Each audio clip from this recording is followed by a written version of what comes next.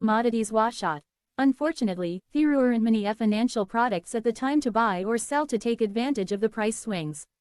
During the Great Famine, prices rose dramatically even through the initial years of the Black Death. Then they fell rather crisply as the population decreased and demand fell. During the same time frame, metals trading would have been interesting as well. Gold and silver production had reached a peak early in the century and contributed to the rise in inflation.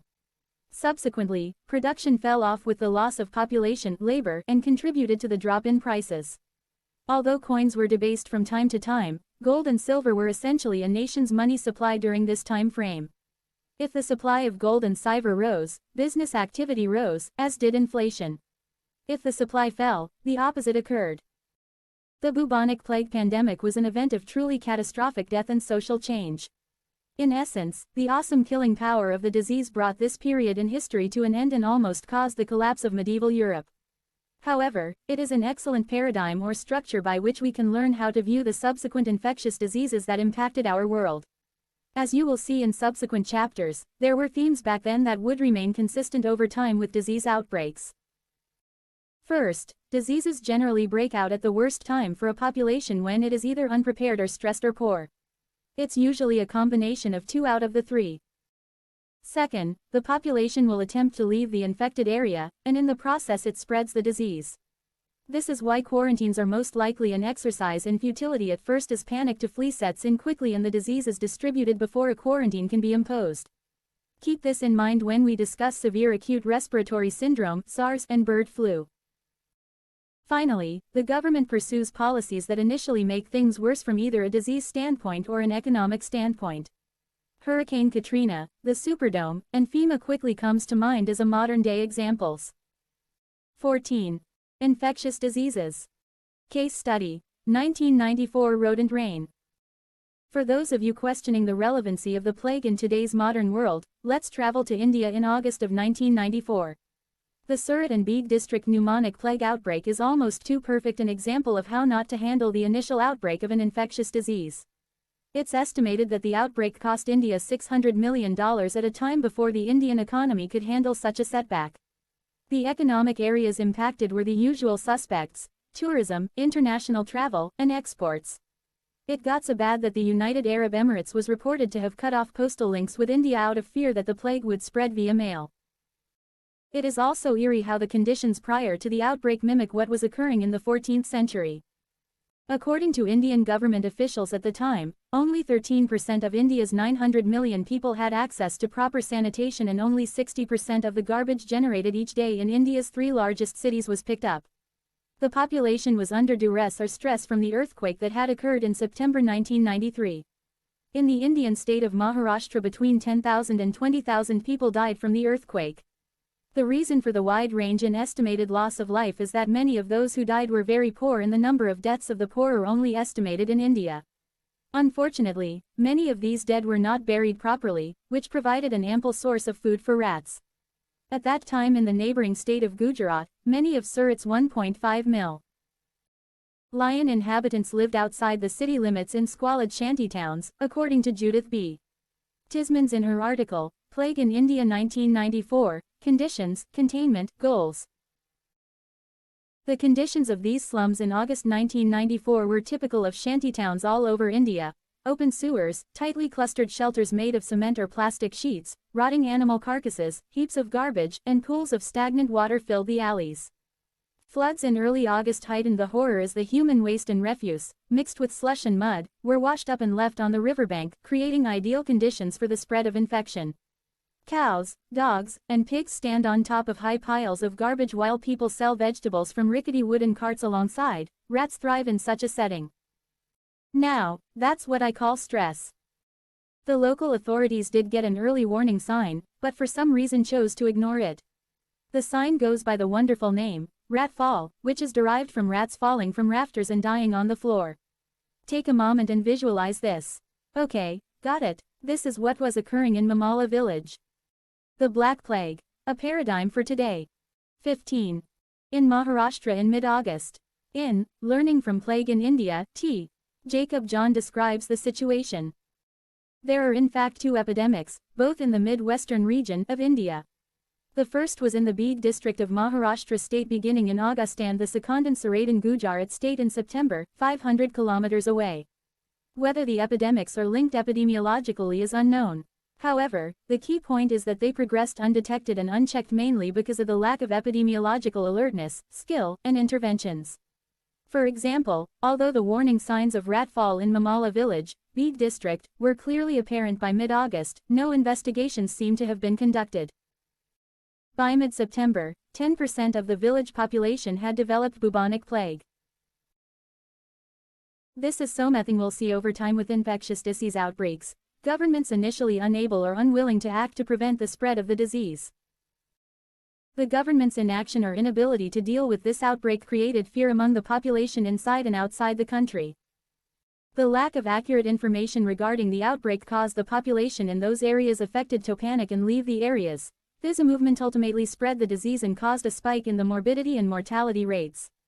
Why did this occur? According to Judith B. Tismans, a financial reason for minimizing the incidence and severity of plague was the location of factories Surat's India's diamond cutting and silk production center in the area of the slums. The cordon sanitaire, sealing the epidemic off from the rest of the city would have prevented workers getting to the factory, cutting off their income, as well as slowing production. One major political reason for making efforts to deny the outbreak was the holiday season to begin only 1 month hence, with much visiting of family members from other countries, as well as large conferences with international guests invited to present papers and draw thousands of international tourists. Tourism is one of India's major financial businesses. India had much to lose by allowing news of a plague epidemic to reach the international press. As you'll see in Chapter 4, SARS China had a similar dilemma in 2003. No we get at the crux of the problem: poor information, poor sanitary conditions in the hospitals, and poor people dying of the disease, insufficient. 16. Infectious diseases. Coordination among health care officials and institutions meant that the World Health Organization guidelines for dealing with the plague were either ignored or not enacted properly. This meant specifically that a quarantine was neither set up properly nor enforced properly. Patients with the disease were not tracked, nor were the family members with whom they had contact. The disease would spread and not be contained, and once the outbreak was known to the public panicked and spread the disease further. It has been estimated that 25% of the 1.5 million people fled the area. And Indians weren't the only ones panicking.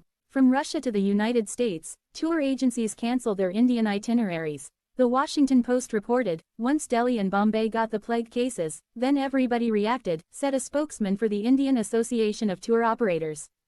The setback to tourism because of the plague could be worse than it was after Ayodhya, the communal riots, and the Bombay blasts.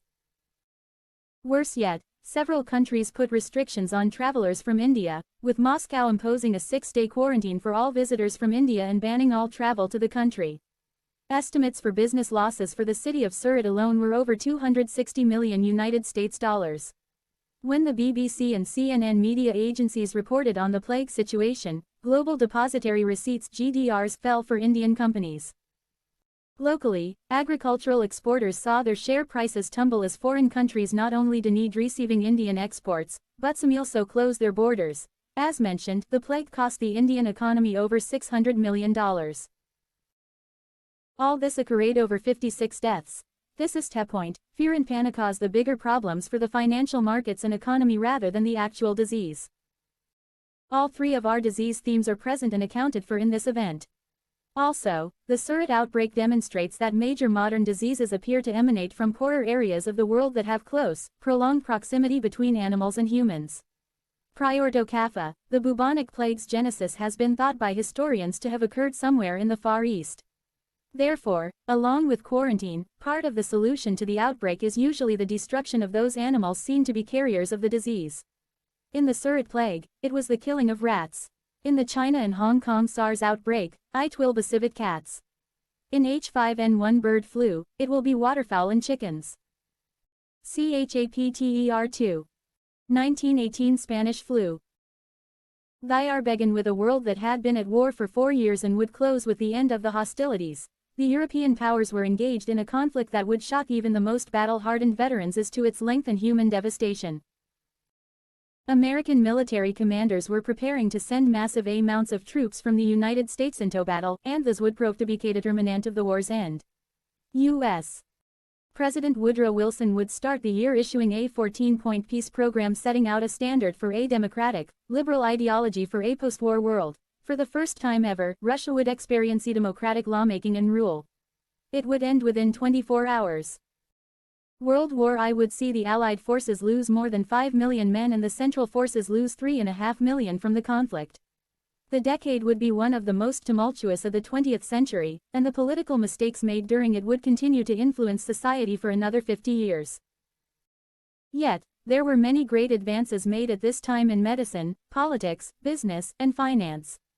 The medical profession in the United States took giant steps to increase the skills of physicians and to unify the study of the discipline. Prior to 1900, many medical schools only required a high school diploma for admission. The use of the microscope would greatly aid in the eventual discovery of cures for diseases that killed thousands. In politics, the League of Nations, precursor to the United Nations, was formed, only to fail. The Federal Reserve Act of 1913 created a central bank in the United States and 12 district banks throughout the country. In 1718, infectious diseases. Business, Ford Motor Company introduced the world's first moving production line for the Model T. In this chapter, we tackle the impact on society and the financial markets of a virus that killed 4 to 5 times more people throughout the globe in World War I. The Spanish flu influenza strain of H1N1 had much in common with the carnage of the Great War. It killed with a lethality that resembled a bullet to the chest, with some victims literally dropping dead on the streets. It generated panic and drove many to search out God for comfort, in a way similar to what occurred during the Black Death. It also drove advances in medicine and public health. The difficulty with understanding its impact is that there were two major conflicts occurring simultaneously, a war of man against man and a war of nature against man. Influenza. Pervasive, persistent, and deadly. There are major differences between bubonic plague, SARS, and influenza. For the purposes of this discussion, the most important is that influenza viruses are airborne, whereas bubonic plague and SARS are droplet-borne. This means that influenza can spread more readily than SARS, which requires close contact. SARS also has one defining characteristic for signaling when someone has contracted it: fever. Fever checkpoints in airports helped officials discern who had the disease and to isolate them. Infected influenza patients don't present with fever symptoms when they are infectious themselves. This eliminates the opportunity for quarantine before they come in contact with others. Finally, influenza has a 2 to 3 day incubation period and therefore gives authorities no time to trace contacts and set up quarantines. Airborne transmission, no symptoms when infectious, and a short incubation period mean that influenza can spread extremely rapidly when unleashed. Mostofushev had the common cold. Afavofushev had the more unpleasant experience of the influenza. The flu attacks the respiratory system in the human body. Victims usually recover in 8 to 10 days. The symptoms are a cough, runny nose, sneezing, fever, headaches, and body aches. It is a virus and therefore antibiotics don't work on it. Prevention is similar to that for measles. You need to get inoculated at the beginning of every flu season with a low dose of the virus. As you'll see, there's a reason why the inoculations are a hit-or-miss strategy. Influenza, human immunodeficiency virus (HIV), and SARS all have similar genetic structures that make them particularly difficult to deal with. 1918 Spanish flu. 19. Influenza is highly efficient at infecting a victim and is amazingly reproductive. As a matter of fact, it's too productive in reproducing and does it so fast that it makes mistakes. These mistakes or mutations are a key component as to why these types of viruses are so difficult to handle and why an inoculation against influenza may not protect from a mutant that comes along later in the season. Sometimes the mutations are weaker, which lessens the symptoms of those infected. Sometimes it's the opposite. Influenza is similar to the measles in another way. Once a victim has experienced a particular strain, the body develops immunity to it and can ward it off should it be encountered again. One of the cruel ironies of the 1918 flu was that it didn't just occur in 1918, but had a round of attacks that extended into 1919. The first round was lethal. Unfortunately, the second round was even worse as the mutation became more viral in its ability to attack a victim and cause death. If severe enough, the virus weakens the immune system not to allow other bacteria to enter the body and attack. This is why pneumonia accompanies influenza and can kill. The U.S. Centers for Disease Control and Prevention today estimates that over 36,000 people a year die of such complications arising from the influenza-pneumonia partnership. At the start of 1918, none of this was known. Here is some more piece of disturbing information for the modern reader. Recent pathology tests have led scientists to believe that the 1918 strain of F. avian virus. This means it has a similar structure to today's H5N1 virus or bird flu. The Spanish flu, a 20th century tragedy. One of the first outbreaks of the influenza in the United States started in the small town of Haskell, Kansas. From there, several citizens traveled to Camp Funston in Kansas, which was the second largest cantonment in the country. On average, Funston contained 56,000 young troops. It was a perfect environment for the spread of influenza throughout the United States and the world. In The Great Influenza, John M. Barry describes the speed of the virus. Only a trickle of people moved back and forth between Haskell and Funston, but a river of soldiers moved between Funston, other army bases, and France. 2 weeks after the first case at Funston, on March 18, influenza surfaced at both camps Forest and Greenleaf in Georgia. 10% of the forces at both camps would report sick. Then, 20. Infectious diseases. Like falling dominoes, other camps erupted with influenza. In total, 24 of the 36 largest army camps experienced an influenza outbreak that spring. 34 of the 50 largest cities in the country, most of them adjacent to the military facilities, also suffered an April spike in excess mortality from influenza, although that did not become clear except in hindsight. This should remind you of what happened during the siege of the Genoese town of Caffa during the Black Death outbreak. Members of the population contracted the disease and then spread it through travel to the wider population.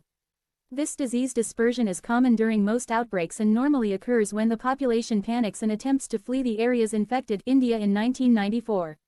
In 1918, the spread was not by a disorderly flight, but by an organized movement of soldiers across the world.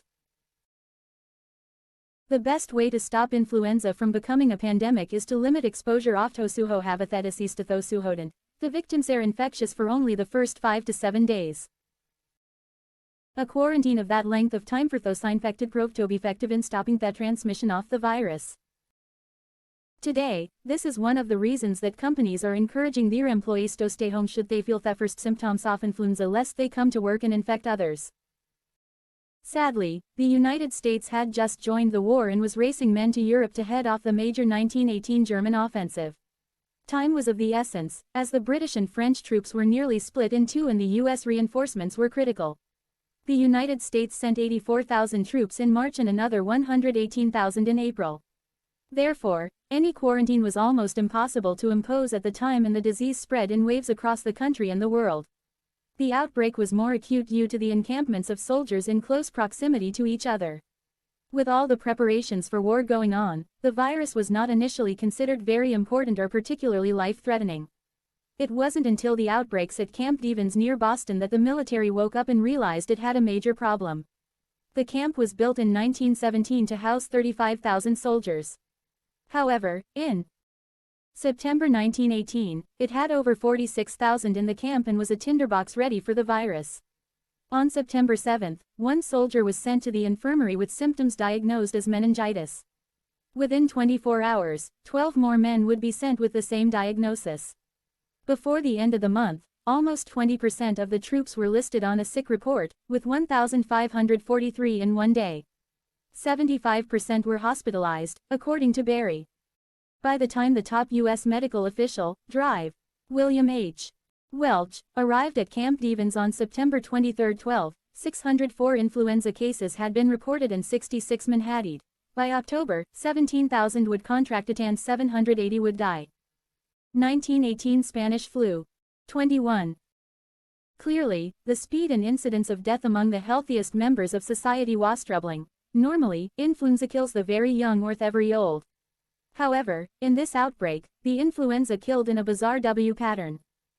Starting with the deaths of the very young, 0 to 9 years, the incidence dropped for those 10 to 19 years, spiked for those 20 to 29, then fell again. It rose for the age 60 and above crowd.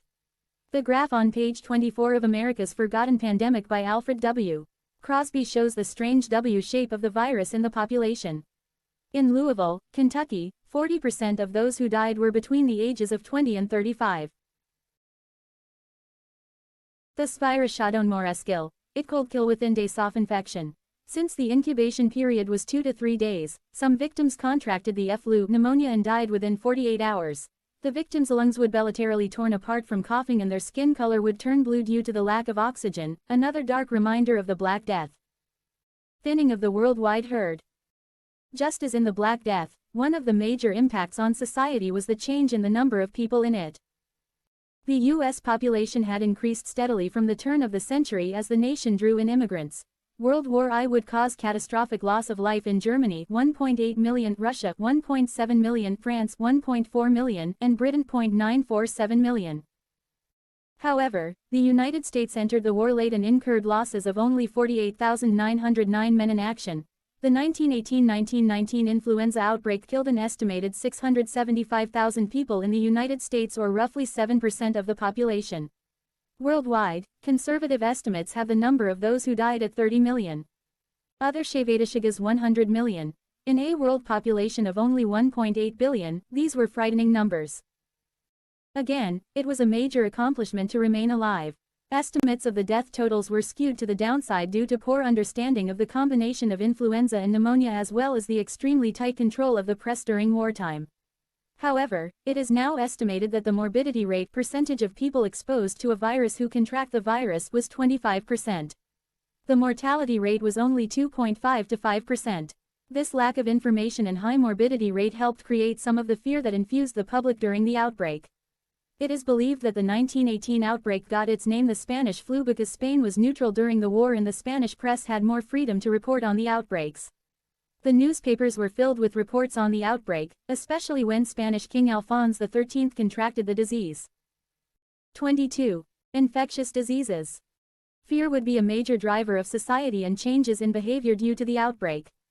Developments similar to those during the Black Death ensued, and eliminating exposure to the virus was the key to survival. People avoided contact with other people. Public health departments issued campaigns against coughing, sneezing, and spitting. Public meetings, public gatherings, parades, schools, saloons, churches, theaters, and other places of public amusement were banned or closed in most of the cities during this time. Streets were abandoned during the hysteria. Public transportation companies were hurt as the population stayed off the streets and ridership collapsed. Successful trades businesses. During this time, it's pretty clear that all of these businesses lost money due to the shutdowns. That transportation, hotel, retail, travel, and entertainment sectors all suffered from lack of patrons. Clearly hospitals and health care were big winners. Hospitals were desperately looking for workers to replace those who either didn't show up or had died from the virus. There was a frantic expansion of hospital facilities during this time as the industry tried to keep up with the demand. This exacerbated the shortage of nurses, orderlies, and cooks to the point that hospitals were advertising for any person with 2 hands and a willingness to work. Entities dealing in communications did very well with the surge in demand by the public for information relating to the outbreak. However, some businesses were overwhelmed and cut back on their services. Telephone companies advised customers that they couldn't handle anything but absolutely necessary calls and would deny service. Philadelphia created a new agency called the Bureau of Information and set up a 24-hour emergency call desk for influenza. Of course, all enterprises related to death flourished, as did businesses associated with public health and hygiene. Makers of protective masks and signs that read, "Spit means death," did very well. The mortuary business boomed, as there was a huge upswing in demand for preparing the dead and burying them. However, this industry was overwhelmed, just like the health industry, and couldn't keep up with the surge in demand. Grave diggers, coffin manufacturers, and funeral homes all fell behind in the disposal of the dead. Similar to information technology, personnel prior to Y2K, some mortuary houses raised their prices 600% during this time. City morgues had to be expanded, ASDID the number of workers in them. Without question, death was a growth industry. 1918 Spanish flu. 23. Alfred W. Crosby in his book America's Forgotten Pandemic lists the economic costs to the city of Philadelphia. The order closing public places cost the theaters, motion picture houses, and hotels $2 million and the saloons $350,000. The number of passengers using streetcars dropped off so much that the transit company lost $250,000. Estimated by the scale used by contemporary insurance companies, Spanish influenza cost the city $60 million in deaths by Armistice Day period from onset in October to November 11, months before the final departure of the pandemic. Since the Spanish flu occurred during World War I, trying to single out the impact from one over the other when it comes to financial products is a Sisyphean task. How can you see if bond prices would rise during the deaths from the flu when the nation was selling war bonds? How can you see if the stock market would fall if the increased economic activity from initially being neutral to joining the war would be cranking up the industrial base? In every world event, there are crosswinds that either exacerbate or diminish its impact. In this case, the U.S. stock and bond markets showed very little reaction to 12 to 18-month time frame around which the Spanish flu is inflicting the most destruction. However, when we look at the daily stock and bond prices from Dow Jones at the height of the pandemic in the United States, we can see some interesting developments. Bond prices exhibited a price direction that is consistent with how we would expect people to react amidst death and panic, buy interest-bearing instruments that are considered safe. It's the flight to quality or safety trade. It's the equivalent of the public panicking out of an area infected with a disease. In this case, it's a flight out of perceived risky assets to a safe asset like a U.S. government bond. Bond averages put in the high for the year in mid-November. This is when the deaths for October would have been finally tabulated and released, and the public fear would have been at its highest level. Bond prices would slide from here through 1919 and never again reach the highs that November made. For the industrials, November was also the most volatile time for the year. The height of the low price spread was 8.19, a full 1.6 points above the next highest month. But in the world of finance, things are never so clean. I would be remiss if I didn't bring up the fact that the armistice for World War I went into effect on November 11. Were the movements in the markets due to fear over Spanish flu or joy over the end of the war? We cannot separate one event's impact from the others. It doesn't matter, it's more important. 24. Infectious diseases. To realize the direction that each would push the markets. In this case, both generated volatility spread between high price and low price, and both provided reasons to buy bonds. Take note that the extreme onset of the disease, its peak, and its subsequent fall-off all occurred within a year's time. It wreaked havoc like no other disease had since the Black Death and impacted not only the United States, but also the entire world. The Spanish flu is our extreme case for modern diseases, showing how rapidly it can spread and how rapidly it can kill. Chapter 3. Mad Cow Disease. The year 1996 would set in motion political and economic issues that the world is still dealing with in 2007. On February 25, suicide bombers killed 25 Israelis. On March 3, they killed another 19. On March 4, they killed 12 more. This also killed the peace process and the move toward Palestinian autonomy. After a summit of world leaders in Sharm el-Sheikh, Egypt, on March 13, there were 2 weeks of no attacks. On March 31, Hezbollah fighters in southern Lebanon began firing rockets into northern Israel and continued into the first 2 weeks of April. Israel responded with airstrikes into southern Lebanon and in Hezbollah positions in the suburbs of Beirut. In August, Boris Yeltsin was sworn in as the first democratically elected president of the new Russia. Yeltsin had won an extremely closer race against a Communist Party candidate. Each subsequent election in Russia would be less close and less democratic. During the elections, the mess left behind by the Russians in Afghanistan fomented into the eventual overthrow of the government by the Taliban Islamic militia. On September 27, they took control of Kabul and threw out the communist regime under President Burhanuddin Rabbani. They quickly instituted Islamic law that forbade the education of women, mandated the growing of beards for men, and allowed for all men and women convicted of adultery to be stoned to death. The Taliban would also eventually allow Osama bin Laden to set up terrorist training camps in their country. Finally, the United Nations World Health Organization (WHO) announced that the last remaining stocks of the smallpox virus would be destroyed in 3 years. This was seen as a triumph of science to rid the 26 infectious diseases world of a virus that had haunted humans for 3,500 years. the Centers for Disease Control and Prevention (CDC) in Atlanta, Georgia, and the Russian State Research Center for Virology and Biotechnology